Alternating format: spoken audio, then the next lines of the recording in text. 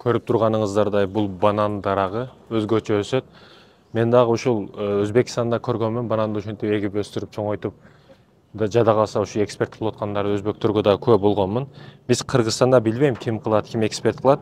Мен кездештирген жокмун. Айтайын дегеним эмне, биз азыр башка эле өлкөдөбүз. Бул банан дарагы өзгөчө өсөт экен. Бул кичинекей сорт экен. Кичинекей болуп эле таң акты сыяктуу. Кичинекей банандар экен.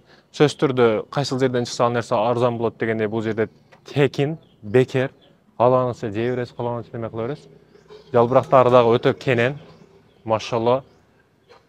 Айтайын дегеним, мөмө жемиш маселесинде мөмө жемиш, курутулганы сухофрукту, кургатылганы, ошолорду көбүрөөк жешибиз керек. Витаминдин түрү менен, а болбосо КДРХМТ бардык витамини бар.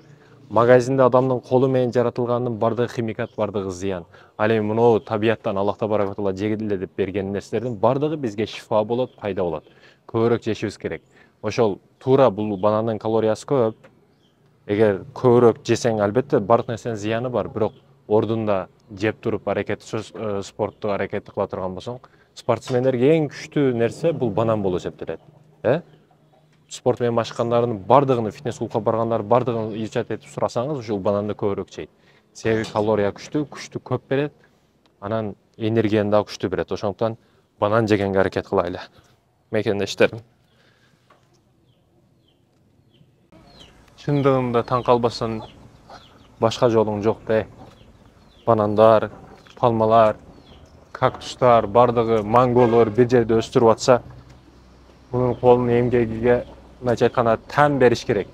Кема кылганда булардын бардыгы. Өзүнүн ордунда эгип, буга өтө чоң эмгек керек, чындыгында. Көз тийбесин, машалла. Колдо бар, алтындын баркы жок дейт го. Бул жерде бананда жерге түшүп, мынантип ар бир жерде калып кетип, кор болуп жатат. Бизде килограммы паланча сом жеш өтө кыйын да.